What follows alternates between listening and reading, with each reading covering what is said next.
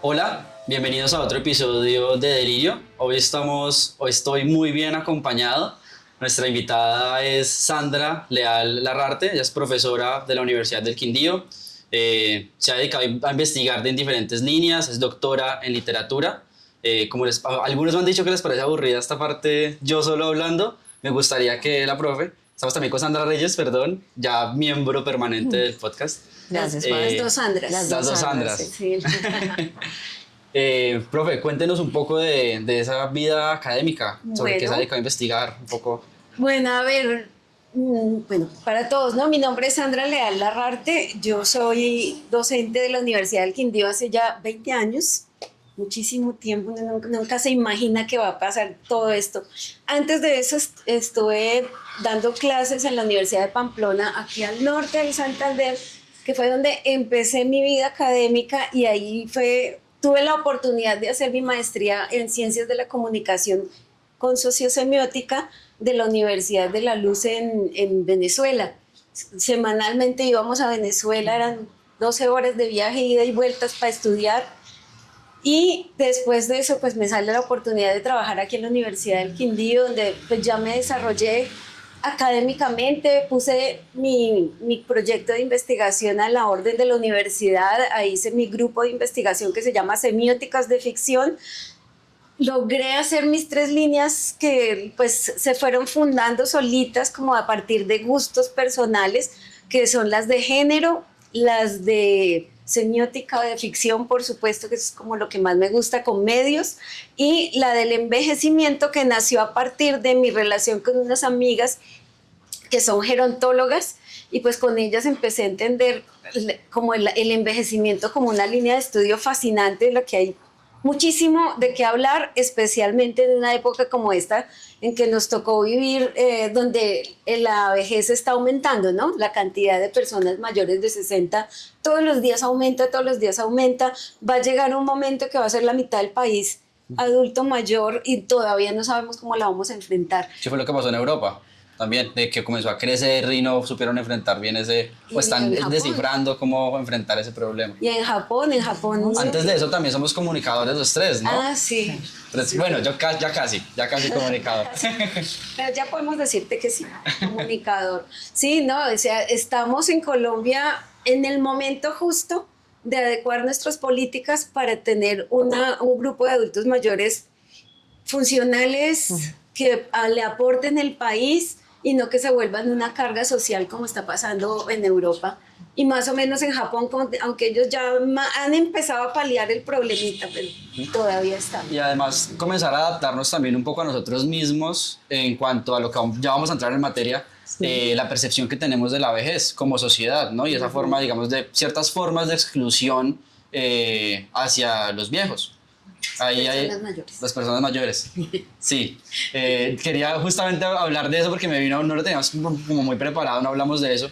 Pero esa palabra de los viejos, porque digamos ahorita el presidente actual, Gustavo Petro, utiliza mucho esa palabra y él lo utiliza y lo justifica como una forma de dignificación, ¿no? De decirle los viejos y las viejas.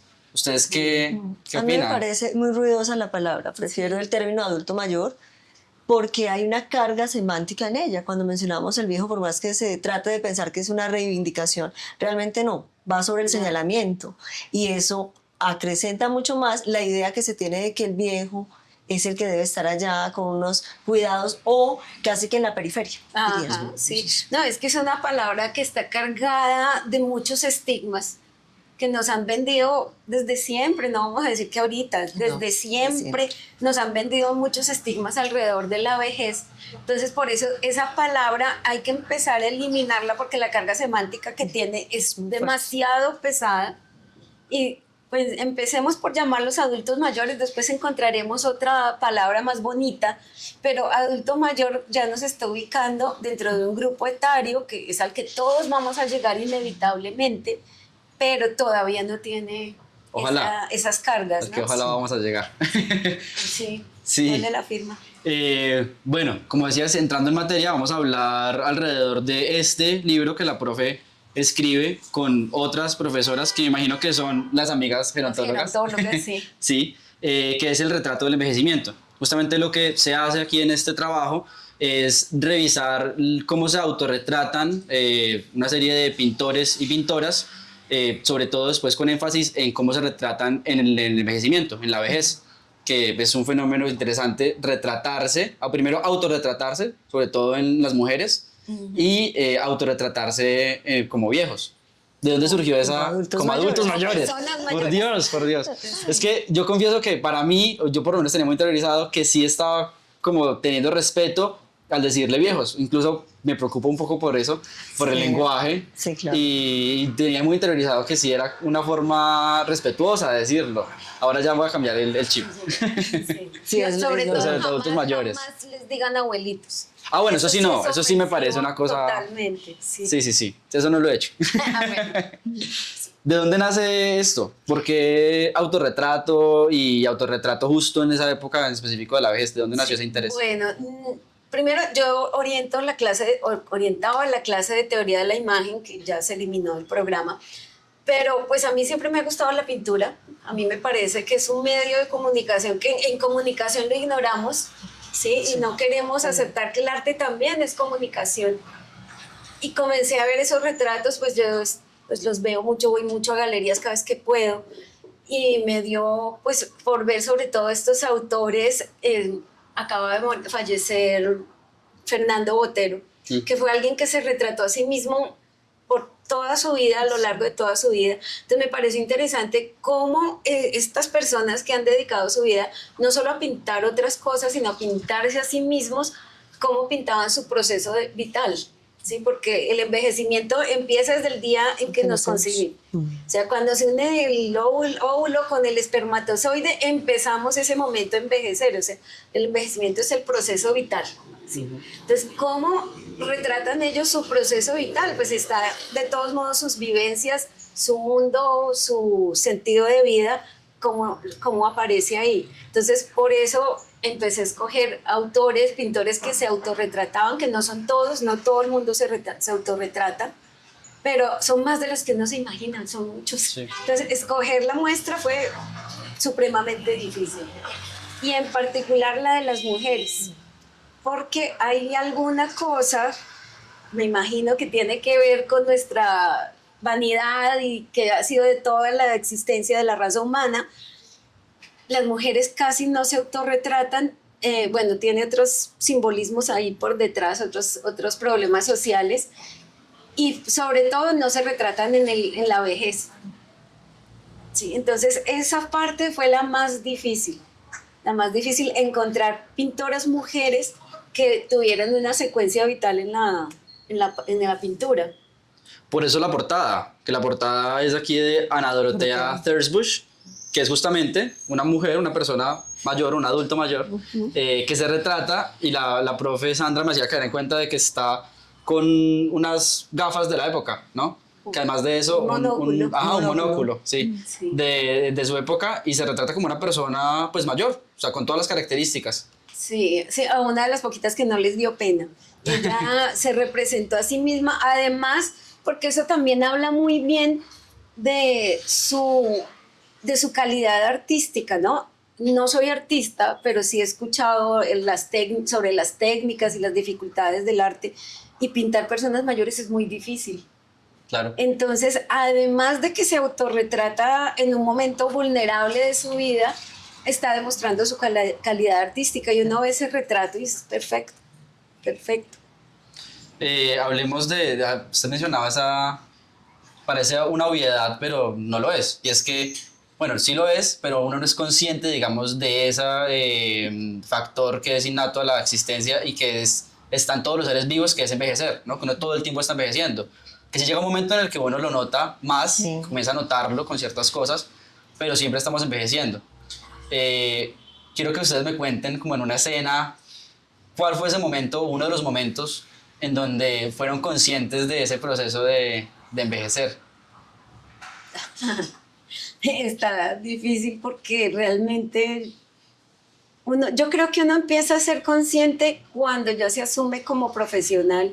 Sí, en mi caso, trabajando con muchachos jóvenes, pues claro, desde el primer momento en que uno se para frente al grupo, ya es viejo. Sí, es el viejo del grupo. Y en ese momento, pues sí, yo me identifiqué, sí, soy diferente porque tengo más, no solo porque tengo más edad, sino más conocimiento y más experiencia, y vengo aquí a ayudarles a pasárselas, ¿no? Yo creo que fue desde hace 20 y tantos años que empecé la docencia, empecé a sentirme mayor. Muy joven. Sí, muy joven. Bueno, yo sí tengo un recuerdo asociado a la muerte de mi abuela. Cuando ella muere, tomo en ese momento de hablar de ella, recuerdo el poema de Benedetti, cuando éramos niños, y empiezo a leerlo, pero justo en ese momento entiendo que cuando en la última parte dice, y ahora, cuando el mar por fin toma lo que es, y somos conscientes de la muerte, es porque vemos alrededor y la muerte empieza a ser la de los que amamos, la muerte de los que son cercanos. Porque cuando uno es niño, la palabra no existe. La muerte es simplemente un grafismo. Tal vez en la adolescencia empieza a ser una muerte mucho más cercana, pero es de los más adultos. Pero cuando uno llega a la edad, en ese momento de mi vida, que perdí a mi abuela que tenía 30 años, ahí fue cuando sentí que realmente al perder a los que amaba, se acercaba mi proceso. Y es lo que veo ahora, es como ese momento de comprender que sí, que se sigue pensando en que se es joven a cierta edad, pero no. Todos los días se escurre entre los dedos como la arena, la vitalidad, ¿cierto? Es ese momento que recuerdo. Yo te hago la pregunta, te la devuelvo. ¿Todavía no sientes el envejecimiento? Sí, a mí me pasó lo mismo. Yo sentí, no el envejecimiento en mí, aunque sí me pasa que me dicen señor, porque yo soy como un joven muy aseñorado.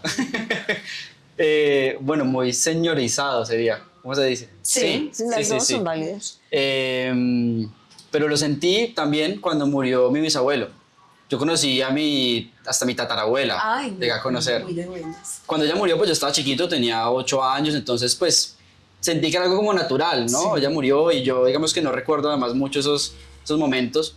Pero cuando murió mi bisabuelo sí estaba un poco más mayor, ya en la adolescencia, y además porque fue una figura muy importante, y recuerdo justo que una semana antes, por error, tenía el teléfono de mi mamá, estaba mirando algo y lo llamé. Entonces lo llamé y yo, ay, qué pereza, porque lo llamé, ahora me toca aguantarme una hora que me va a hablar y me va a contar y me va a decir. Entonces yo, bueno, por respeto, porque además en mi familia sí hemos respetado siempre mucho a las personas mayores. Por ejemplo, cuando me decían de por qué no le tuteaba a la profe o a las invitadas, también es por eso, porque como por el respeto no soy capaz. Y lo llamé, me acuerdo que hablé con él una hora, más o menos, me contó, me dijo, y a la semana y media fue que murió. Entonces ahí fue que tuve la conciencia de que en un momento estaba una persona y después, y era una persona que envejeció muy bien, o sea, estaba muy consciente muy vital, digamos, ¿sí? Uno no era como consciente de que tenía tanta edad. Entonces ese fue el momento en el que sí fui consciente de que uno estaba en un momento y en otro no, y pues que fue gradual. Sí. O sea, que uno lo conoce, digamos, en cierta edad y después comienza a avanzar los años. Hoy decidimos, bueno, la profe Sandra Leal nos dio la idea de un delirante, de ese personaje que, digamos, en su momento rompió algún paradigma y rompió alguna regla que no es positivo. Sí. Es el único delirante así como malvado que hemos elegido. Y sí, profe, cuéntanos un poquito de por qué. Hablemos de Lucian Freud, nieto de Sigmund Freud. Sí.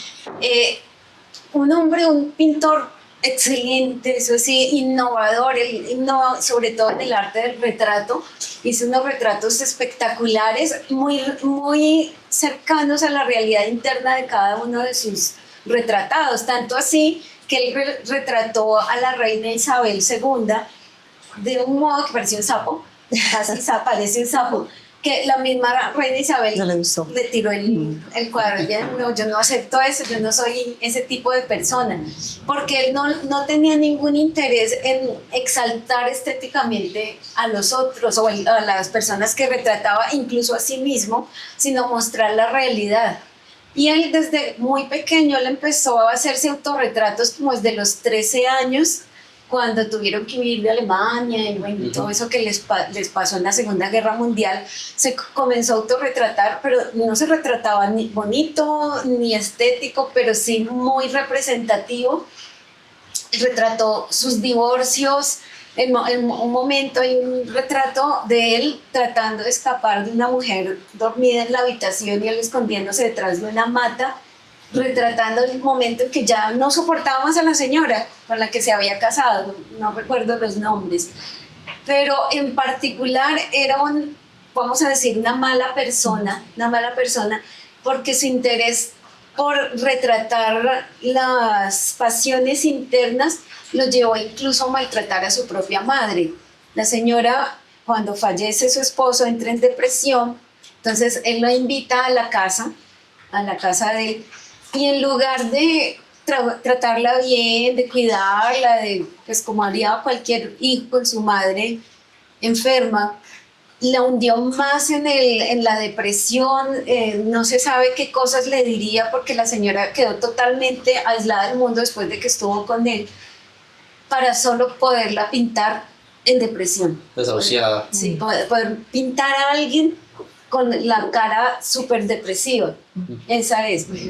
Sus hijos, él tuvo un montón de hijos, porque eso sí, no le importaba con quién tuvo muchos hijos, pero ni siquiera los iba a conocer. De hecho, hay un retrato de él con dos hijos, pues, dos de los niños que tuvo, que ellos mismos cuentan que fue la única vez que lo vieron, porque los invitó para él a hacer retrato de gente que se pareciera a él, ni siquiera para conocerlos, ni siquiera para decir, ay, a ver cómo serán mis hijos, que me conozcan, que sepan quién soy. No, él no le interesaba. Entonces, se ve muy bien que el retrato es a partir de un espejo, ¿no? Él solía hacer eso, ponía un espejo sobre una mesa o sobre el piso y mirándose en el espejo hacía el retrato. ¿Sí? Entonces, él aparece en un extremo y los niños en el otro extremo. Y no, en ningún otro retrato están los hijos, porque no le interesaba. Era ese tipo de persona que lo único que le interesaba era su arte. Su arte. Sí. Y él se autorretrató hasta lo último de su vida. Él murió a los 85 años. 2 semanas antes de fallecer pintó su último retrato. Y se pintó absolutamente viejo. Él no respetaba, no se engrandecía, no se mejoraba. Mostró sus rasgos, sus arrugas, sus canas, sus roturas. Incluso hay un retrato de él un poquito anterior, o sea, como 2, 3 años antes de su muerte, en donde él se autorretrata desnudo. Entonces es la desnudez de una persona anciana, con las costillas que se le ven expuestas, claro. Su sexo caído, todo flácido. Era él como él. Eso es lo que le interesaba, la realidad del sí mismo, pero sin importar el sujeto retratado. Ya. Pues como malvado, pero suena cómico, por ejemplo, eso de los hijos, de que lleva a los hijos para ver a alguien que se pareciera a él, ¿no? Ajá, sí. Qué terrible. Podría pensar uno que es muy parecido a lo que ocurre en el cine con los actores de método, que ya hoy están Tal cual. en desuso o han desaparecido, que han llevado el proceso del rol al extremo. Entonces, por ejemplo, en ese momento pienso en Christian Bale, en El Maquinista, que llegó hasta pesar 44, 45 kilos para poder darle vida a ese personaje. Sí. Entonces, es el extremo, es por el amor al arte que se sacrifica. Sí, y se vuelven casi el personaje. Aquí no. Lo más cercano, Joaquín Phoenix, cuando le hizo el Joker, el Guasón, ¿no? También se veía esquelético. Sí, famélico totalmente. El nombre del actor colombiano que interpretó a Simón Bolívar y llegó a creerse Simón Bolívar. Él es Montoya. Sí, Montoya. Montoya. Que él iba a la casa de Bolívar a decir, ay, me hace el favor, me limpia mi tapete. Porque él se asumió. Hablando de ese autorretrato y de la forma en la que se autorretrataba y de los espejos, nosotros teníamos un regalo, además para aceptar la invitación al podcast, que además debo añadir, no por nada, pero lo hice yo, en origami. Ay. Es un espejo. Ay, qué lindo. Bueno, lo abrí yo, qué vergüenza. Pero es porque obviamente él lo hizo, entonces tiene que mostrarlo. Pensé que lo abrí yo el regalo, pero bueno. Ay, está divino, muchísimas gracias. Además con los colores, yo soy amante, pues como me gusta el arte y el retrato, el color es fantástico. Además usted también, no profesional y artísticamente de carrera, pero sabemos que también pinta. Entonces, un autorretrato no estaría mal. bueno, no he llegado tampoco tanto, no, yo pinto, después algún día, si no me da vergüenza, les mostraré mis bolitas y palitos.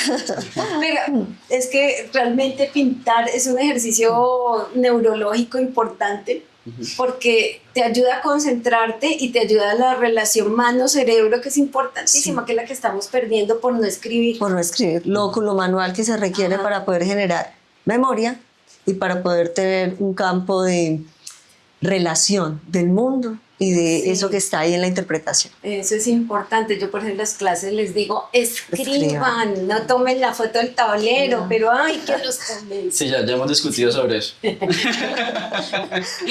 Bueno, hablemos un poquito ya que mencionamos a Lucian Freud y pues uno piensa, lo relaciona mucho, obvio, con el tema de la ética y la ética en el retrato. Y hablemos sobre eso, como sobre la ética, que implica una ética como del retrato. O sea, ¿cómo ven eso? A ver, hay dos tipos de ética en el arte. Está la ética del artista, que es respetar al sujeto retratado o al tema retratado, ¿sí? Reconociendo también su época, que un artista no puede aislarse de su época y tiene que mostrar también los problemas que ve dentro de su momento histórico, ¿sí? Eso por un lado. Y está la ética del que mira, ¿sí? Uno como espectador y analista de la obra también tiene que reconocer primero la procedencia de la obra y no analizarla desde mis propias perspectivas del mundo. O sea, yo, señora del siglo XXI, no puedo ir a analizar a Rubens o también incluso a Freud desde mi perspectiva, porque pues no es la misma. Entonces yo también tengo que mirar eso y analizarlo como veían ellos el mundo. ¿Sí? Entonces uno también como espectador tiene que también aprender a ubicarse dentro de la obra que está analizando. Y eso es importante porque hoy viene esa otra situación de vetar obras porque no se lee el contexto y entonces decimos que no es correcto para este momento de la historia. Exacto. Pero es por ese precisamente desconocimiento de lo que ocurre y que yo como espectador juzgo la obra primero desde la sensibilidad de lo que me produce, pero obviamente con una idea clara de lo que ocurre en el momento en que se produce la obra. Eso sí. Por ejemplo, hay una época del arte finalizando siglo XIX, iniciando el siglo XX, en que la gran mayoría de pintores hacían retratos dentro de los prostíbulos. ¿Sí? Y hay un retrato ahorita, no me acuerdo de quién, hizo un retrato de una niña de 12 años entregándose por primera vez a su cliente. Que claro, uno ahorita dice, pero por favor, ¿qué es este horror? Sí. ¿Por qué no lo detuvo? No, él no lo iba a detener porque no estaba en su psiquis. Para él eso era lo normal, lo normal.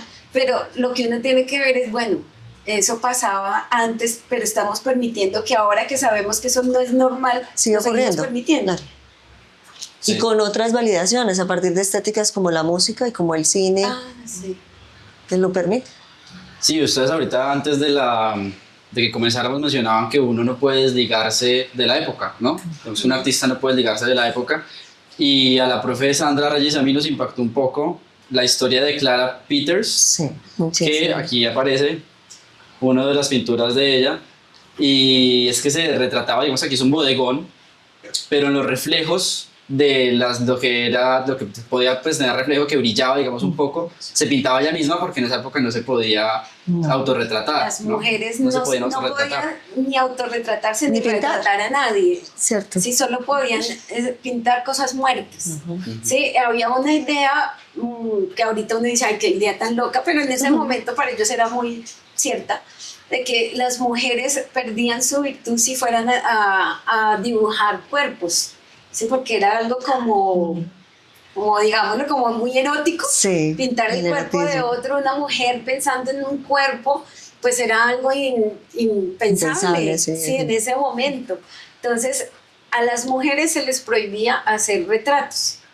Y Clara Peters, ella es más o menos siglo XVI, encontró la única manera que para ella fue posible pintarse a sí misma, ya que no podía pintar a otros, se pintaba a sí misma. ¿Sí? Y entonces es esa manera en que también uno suavecito puede quebrar las reglas. Claro, una transgresión. Sí. ¿Y cómo permaneció? O sea, cómo el retrato, digamos, ahora sí es una forma de resistencia política tremenda para su época. Ese Ajá. retrato de ella, esos retratos ocultos. Esos bodegones que realmente tenían Ajá. ahí la imagen, su imagen. Sí. Hablemos un poco alrededor de eso, como de qué forma este tipo de expresiones, y usted ahorita mencionaba, digamos, la música, por ejemplo, en relación con la vejez, hacen que permanezca y que se cambie o se transforme la idea de la persona mayor o de envejecer, ¿no? Como algo digno, como algo indigno, Indigno. también. A ver, yo pienso que con el retrato lo que se logra, lo que logran los artistas es reconocer la belleza en cualquier edad de la vida. ¿Sí? Y lo que nos muestran es que no hay indignidad, no hay indignidad a pesar de que el mundo Sí, los quiera sí, tumbar, enfocado. los quiera mostrar, denegar, denigrar de ellos. El caso de Rembrandt. Rembrandt se pintó toda su vida feliz, alegre, sonriente. Él como que era una persona de muy buen humor, pero en su vejez tuvo una vejez muy triste porque perdió todos los créditos, ya nadie le compraba sus retratos, casi que vivía de la caridad de su hijo, el único hijo que tuvo. Y en el último autorretrato que se hace, cuando le hacen un análisis con rayos X, descubren que el primero se había dibujado él absolutamente triste y derrotado y superpuso otro barniz, otra pintura en donde él se dibuja feliz. Entonces uno aquí se imagina que en ese momento él dijo, no, esto es para la posteridad, que la posteridad me recuerde feliz como siempre fui. O podríamos pensar que es lo que ocurre hoy con las redes, que todo el Sí. tiempo nos está mostrando la posibilidad de ser felices, felices, felices, y a pesar de que no había esa masificación, por ejemplo en Rembrandt, pero sí había construido una idea de sí mismo en los otros, y entonces no se permitió que se cambiara hasta el final a pesar de la situación difícil, porque como lo dice la profe, de su realidad. estaba desamparado en la última etapa de su vida y sin el reconocimiento que había gozado mucho más joven, ¿cierto? Ya sus pinturas se valoraron ya después de su muerte, pero en ese momento estaba totalmente abandonado. Estaba, sí, totalmente. Y ahora que mencionas las redes, sí, no hay nada más dismórfico que la red. O sea, la red nos obliga a estar siempre en una postura de felicidad, de felicidad y de permanente. contento, y estoy trabajando y ahí soy feliz, y estoy en la universidad, estoy en clase tomándome fotos, ¿cierto? Para decir, para Sí, tener sí, simplemente una apariencia, ¿no? Ujú. Entonces, la gran pregunta que uno siempre se hace cuando yo veo en esas redes fotos de mis estudiantes en clase, digo, no, en clase no están, No. no están, porque están es mirando a ver cómo se ven Y de ellos qué en ángulo clase. se ve mejor Sí. también. Cómo se ven ellos en clase, pero la clase no está. Y que está la ironía, porque hace siglos ni las mujeres se permitían en la pintura el autorretrato, los hombres fueron pocos, Sí. pero ahora es el exceso de la selfie, el autorretrato permanente que permite que el otro me reconozca y yo estoy feliz de hacerlo con esas condiciones. Cuando me voy a un continuum de todo el tiempo estar en un estado casi que Sí, de euforia. De euforia. No, y el todo autorretrato desbordado. modificado. Sí, Digamos que también es además eso, ¿no? modificado. Porque si nosotros hemos hablado sobre esto antes, no recuerdo ahorita no me preparé para hablar sobre esto, las cifras de los estudios, pero sí hay un porcentaje muy alto, digamos, de adolescentes, sobre todo mujeres, que tienen muchos problemas con su propia apariencia por el filtro, nada más. Que claro, el teléfono me toma la foto y para el Snapchat o para el Instagram y me veo con rubor, con labial, pero me miro al espejo recién levantada y me veo horrible. Sí. Entonces, claro, es la comparación entre una cosa y la otra. Entre la realidad y esa ficción que quieren vender. Aquí aparece en una de las páginas del libro, yo estoy mostrando, lo que hablaba, el ejemplo de Rembrandt, Sí. donde se muestra la pintura original, triste, decaído, digamos, y la otra, envejecido sí, pero alegre, ¿no? Pero alegre. Sí. Bueno, cerremos con eso, con cómo consideran ustedes, de acuerdo a esto que hemos hablado, que se debe tratar a la vejez y al envejecimiento ahorita en la sociedad. Bueno, se habla mucho del envejecimiento saludable, ¿no? Saludable, sí. Y de hecho todo el círculo social está buscando eso, ¿no? Que nos hablan de comidas saludables, El ejercicio. del ejercicio. Ahorita en estos días escuché hablar de la sarcopenia, que es algo que le da a todo el mundo en la vejez, que se le reducen los músculos, casi que desaparecen. Entonces, ¿cómo evitar eso? Bueno, estamos en una búsqueda de un envejecimiento digno y saludable, ¿sí? Todavía no llegamos a eso, porque apenas se están aplicando estas técnicas, pero la idea es que cuando la persona mayor sea la gran mayoría de la población, sea una población activa, ¿no? No como la tenemos ahora, segregada, sin posibilidades de trabajar, con unas pensiones, los que tienen pensiones mínimas que no alcanzan para sobrevivir, pero sin derecho a trabajar, porque como eres mayor, entonces no te dan empleo. Sí. Entonces hay que mejorar.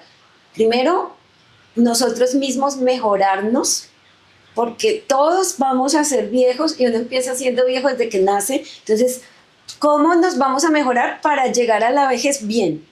¿Sí? Y segundo, ¿cómo vamos a generar políticas sociales que ayuden a las personas mayores a vivir bien? Bueno, yo creería que una de las condiciones es primero empezar a transformar eso que creemos que ocurre en la etapa de adultez mayor. Porque hoy las dinámicas, los discursos, las formas, los estilos de vida permiten que haya senilitud. Es decir, llegar a una edad adulta, pero con las condiciones de salud propicias para poder encajar, como lo menciona la profe, en la sociedad. Y sobre todo nosotros tendríamos que mirar un poco cómo validar al adulto mayor, sus capacidades, toda su historia, su acervo, porque tristemente lo que se hace es un proceso de exclusión. Y uno mira, por ejemplo, en este momento de la historia, en las universidades, voy a colocar el ejemplo. A veces cuando hay un profesor que es mucho mayor hay cierta resistencia, pero cuando uno va a universidades en otros países, en Estados Unidos, en Inglaterra, el hecho de usted estar frente a un profesor que tenga un bagaje y una experiencia de 40, 50 años es sumamente valioso. Y si vamos a Asia, pues obviamente la persona mayor tiene no solo el respeto y el reconocimiento de su sabiduría. Entonces yo creo que tendríamos que entrar a eso, a una transformación de lo que vemos en el otro, porque es inevitable, todos llegaremos, y sí tratar de generar espacios, sobre todo de cuidado, de acompañamiento, y de entender que es una etapa más, como lo decía la profe Sandra ahora, que hay que gozar en la medida en que lleguemos sanos. Entonces, para eso, ¿qué se tiene que hacer? Sí. Desde muy jóvenes, tomar unos estilos de vida que van a permitir precisamente llegar con unas condiciones de senilitud que van a permitir el movimiento, el estar mucho más activos y no como están hoy algunos adultos mayores, sí, con la dependencia y totalmente rezagados. De hecho, yo lo mencionaba, creo que te lo mencioné en la clase anterior, que en este momento, con la edad que yo tengo, siento que se generan ciertos niveles de exclusión en algunos lugares. Entonces, y yo estoy podría decirlo, en los 40 años, ahora pienso en alguien que tenga muchos más. Hay lugares donde no podrían. Esa ciudad que excluye, en algunos momentos incluye, pero hay lugares donde uno siente que no, porque pues está el gran conjunto joven o algunos que están por debajo del rango etario, entonces empieza como esa tensión. Ahora lo llevo a alguien que tenga muchos más, 60, tal vez 70, pues obviamente la exclusión va a estar ahí, permanente. Sí, mucho más latente. Hablemos un poquito de eso para por cerrando. Ejemplo, pues en las oficinas, en los sí, trabajos. en el trabajo es muy marcado, muy marcado. Sí, en los lugares de trabajo. Y socialmente, ¿no? Sobre todo las mujeres. Sí. Socialmente hay una frase muy, muy valiosa que habla de que la invisibilidad de la mujer. Y es que después de los 40, 45, la mujer se vuelve invisible socialmente. O sea, si usted ve programas de televisión, difícilmente aparecen, y si aparecen las avejentan y son malas. ¿Sí? El estereotipo. Sí. El tema de la película que me parece buenísima, la sustancia, básicamente también. Sí, que trata, sí, la versión mejorada, pero esa versión mejorada tiene que ser joven. Que además ella es joven, esa es la cosa. A uno a mí me choca mucho, me raya mucho eso. Por ejemplo, que ustedes lo digan, que sienten en algún lugar, como en la película, porque uno ve mujeres muy jóvenes en donde uno dice, ¿cómo así que se siente algo así en relación con la vejez? Cuando uno no ve una persona, de acuerdo pues como a la imagen de una persona más mayor o mayor, en donde sí sea como más latente esa exclusión. Sí. Me parece muy... Y hay una cosa que yo pienso que también todos la debemos trabajar, y es desnaturalizar la idea que uno solo convive con las personas de su edad. Sí, Sí. totalmente. La verdad es que en este mundo estamos mezclados de nuestra edad, de la edad de los otros, más jóvenes, más viejos, y tenemos que aprender a convivir unos con otros y no vernos raros. Sí, pues, no sé si a ustedes les pasa que uno a veces llega a un restaurante y se encuentra con el alumno, y a mí me ha pasado que no hay más mesas y le ofrecen a uno la mesa y uno se siente raro. Sí. ¿Qué estoy haciendo aquí? Como que no correspondo. Sí, a eso va mi reflexión. Uno no se siente en el lugar, Ya. porque entonces así la mirada no sea de un juzgamiento, pero es como lo que uno percibe. Porque nos han enseñado a sectorizarnos. Sí. Nos han enseñado a sectorizarnos. Quiero acudir a una frase que yo les hablaba a ustedes en clase cuando hablaba de envejecimiento, que es la teoría de la profecía autocumplida. Y es que a uno desde pequeño le enseñan cómo son los viejos. Entonces generalmente le dicen, son feos, Sí. huelen a feo, hablan pasito, no tienen amigos, son amargados. Y pues si uno crece con esa idea, y cuando llega la edad, porque a todos les llega, pues ¿qué hace uno? Pues dice, yo ya soy viejo, por lo tanto tengo que oler a feo, hablar pasito, ser amargado, porque eso es ser viejo. Entonces, si no cambiamos esa idea ahora, nos estamos también llevando a ser los viejos que no queremos ser. Es interesante porque recuerdo que es un tema que hablamos en clase con la profe Sandra Leal, y es cómo se retratan esas personas mayores, o sobre todo las mujeres mayores, en ciertas novelas, y es tal cual. O sea, la señora amargada, que se ve mal, pues muy envejecida, que es grosera, digamos, en ese sentido sí, de que está muy amargada, que no se puede mover bien. Entonces la abuelita, en el sentido Sí. de cómo se retrata, con todas esas características. Yo por mi parte admito ese mea culpa, digamos, del viejos, porque me parece que el respeto y la conciencia, digamos, sobre ciertos problemas nace del lenguaje. Digamos, toda la realidad pues, se construye a través del lenguaje, que es algo que ustedes dos nos han enseñado, ¿no? Y es cambiar, digamos, ese tipo de cosas, ser consciente de que los viejos, aunque yo pensaba que era más respetuoso que el abuelito, es que si no lo utilizaba nunca, o abuelito, porque una persona mayor no tiene por qué ser abuela, o no necesariamente es abuela de nadie, o no es su abuelo para que le diga abuelo. Entonces como que cambiar eso, la forma en la que uno se expresa hacia los demás ya genera pues un cambio estructural en la sociedad que es necesario, sobre todo en el tema del envejecimiento. Y eso que ustedes mencionan de como la distancia que hay entre amigos de diferentes generaciones, me ha pasado porque yo he terminado siendo amigo de profesoras o de profesores que son mucho mayores. Pues en el colegio me acuerdo que yo estaba en séptimo y era amigo de una profesora y fuimos amigos durante muchos años. Entonces era raro porque nos veían, por ejemplo, en un restaurante comiendo normal, y siempre era como la mirada de Sí. exacto, como que esta gente, o en la familia o algo así, siempre hacían comentarios como de que había algo raro, pero porque era una persona, pues no era una persona mayor, tenía el doble de mi edad, pero era una persona igual muy joven. Yo tenía menos de 20 años, o sea que tenía ya menos de 40 años más o menos. Entonces sí pasa eso, y es bueno como de construirnos un poco alrededor. ¿Algo que se les quede por decir?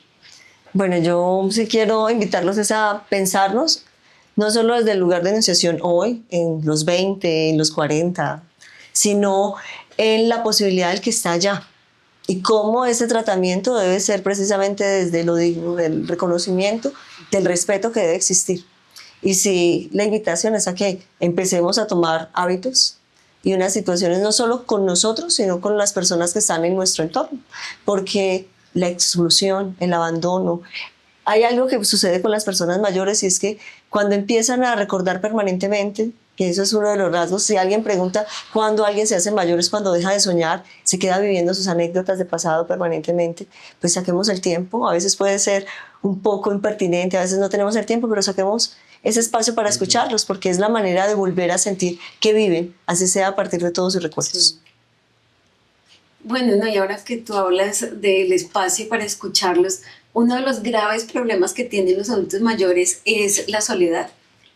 Sobre todo en nuestra época, en que muchos de los que estamos acercándonos a esa edad de adultez mayor ya son la gran mayoría solteros, nunca tuvimos hijos y hay muchos así que ya han cumplido las edades. Son personas que entran en un estado de soledad muy fuerte, entonces tomémonos el tiempo de charlar con ellos, Sí, de que si alguien lo total. para en la calle y le comenta cualquier cosa, así sea muy boba, háblenle. Sí. Sí, no lo Escuchen. dejen por ahí tirado como si fuera un leproso. Sí, Sí. como si no existiera, Eso. ¿cierto? Como invisibilizarlos porque no tiene sentido. Porque a veces ocurre que hasta con los más cercanos, ¿no? En la familia, entonces están como esos... La Lo tía que mencionabas viejita. tú con la llamada, Sí, por ejemplo. tal cual. Entonces es tratar de pensar que vamos a llegar, pero también es hacer fácil el camino al que está ahí y que se sienta que pertenece, porque yo creo que lo que dice la profe es cierto, cuando hay soledad, cuando hay depresión, pues obviamente cómo se puede pensar la vida, como con una carga, un peso, pero cuando la vida se hace divertida, porque yo también conozco personas que tienen esa chispa, siguen viendo la vida de la mejor manera, pero es porque usted mira y tienen un núcleo, están acompañados, se sienten protegidos, hay una red y eso es lo que uno tiene que potenciar. Bueno, pues muchas gracias. Muchas gracias por aceptar la invitación, profe. Ustedes por invitarme y que sigan adelante con el proyecto, está muy chévere. En el futuro esperamos que vuelva para hablar de otras cosas porque usted ha estudiado cosas que nos parecen, Muy hemos hablado, nos interesantes, parecen sí. muy interesantes, entonces esperamos Claro que sí, por que aquí vuelva. estaré. Gracias. A ustedes, muchas gracias por escucharnos. Los invitamos a escuchar, a investigar también un poco, a leer sobre pues, estos temas que hablan sobre la vejez y sobre todo pues a hacernos un poco más conscientes de qué forma uno contribuye a excluir o a incluir a las personas mayores y el lenguaje que también pues es muy importante. Gracias por escucharnos de nuevo, por vernos y atrévanse a pensar qué sería del mundo sin delirio.